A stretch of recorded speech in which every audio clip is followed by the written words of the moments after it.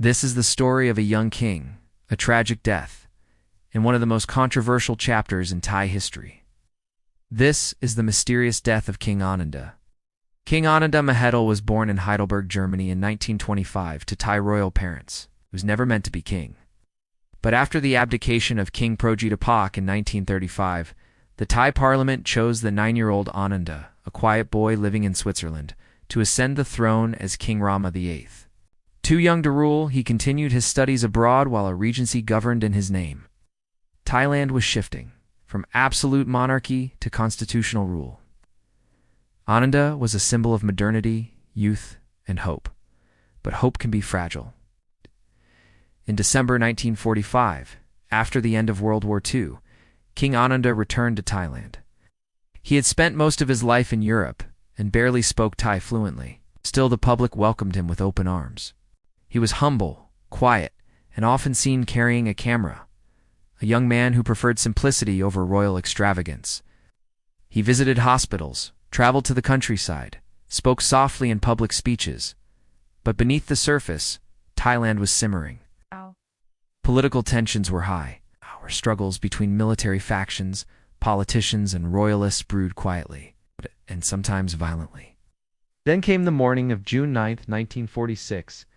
The king's page entered his bedroom in the Baram Phimin throne hall to find a horrific sight.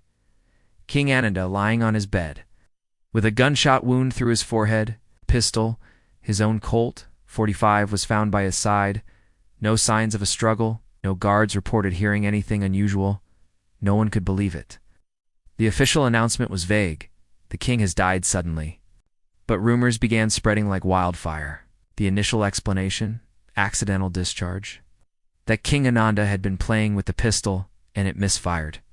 But inconsistencies raised eyebrows. The king had 2 wounds, one above the left eye and one that seemed like a grazing shot. No gunpowder residue on his hands, unusual for someone who fired a weapon at close range. The pistol was found placed neatly beside him, not dropped or scattered. Was it really an accident? Or was it suicide? But those who knew him, family, aides, and advisors, said it was unthinkable. He had shown no signs of depression. He had plans to return to Switzerland. He had an appointment to meet his younger brother, Prince Bhumibol, later that morning. So, if not accident and not suicide, was it murder? In the aftermath, the Thai government faced pressure.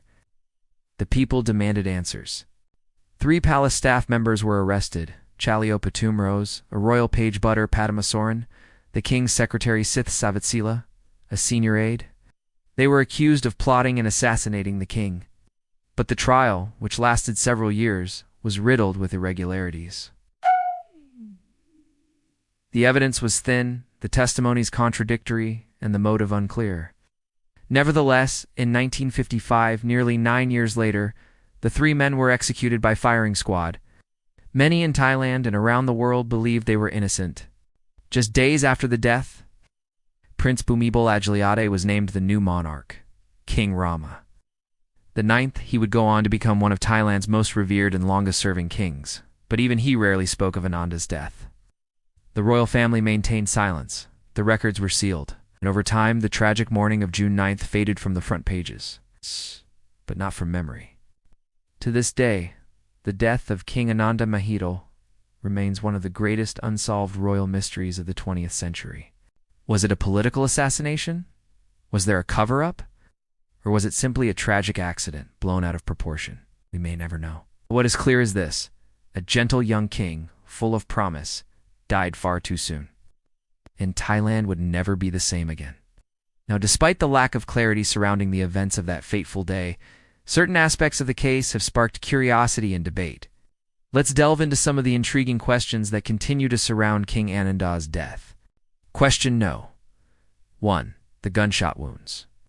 The autopsy report revealed that King Ananda had sustained 2 gunshot wounds. The first, a fatal shot that entered through his forehead above the left eye, causing extensive brain damage. The second wound, located on the right side of his head, appeared to be a grazing wound, seemingly inflicted from a ricochet.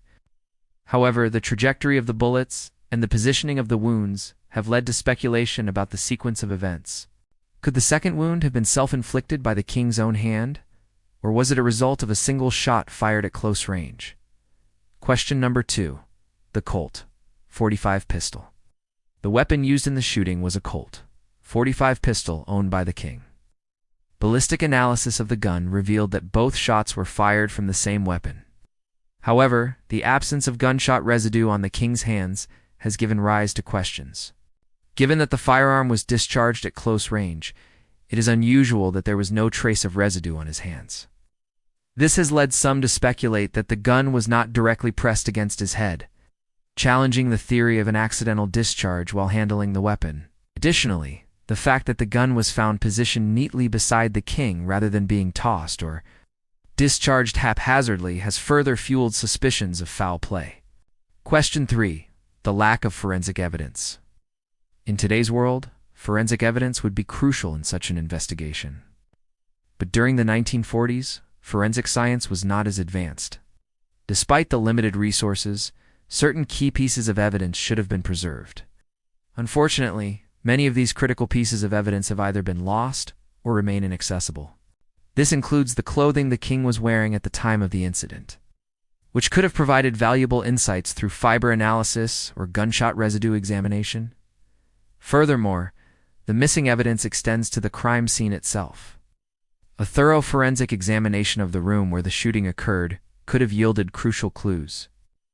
But without access to the crime scene and the absence of proper documentation, many questions remain unanswered. Question number 4. The conflicting accounts. The statements from the king's personal secretary and the palace guard on duty that night are strikingly inconsistent. The secretary claimed to have heard a single gunshot, while the guard reported hearing 2 shots. This discrepancy raises questions about the accuracy of their testimonies. Could there have been more than one assailant? Or does the discrepancy point to potential involvement in the alleged conspiracy? Question no. 5. The execution of the 3 staff members. The execution of 3 staff members in 1955, nearly 9 years after the king's death, adds another layer of complexity to the case. The rushed and controversial nature of the trial, coupled with the lack of substantial evidence, has led many to question whether these individuals were truly guilty.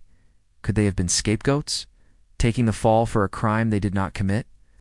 The secrecy surrounding the trial and the disposal of the remains of the executed staff members have only fueled speculation and mistrust. These questions serve as reminders of the complexities surrounding King Ananda's death.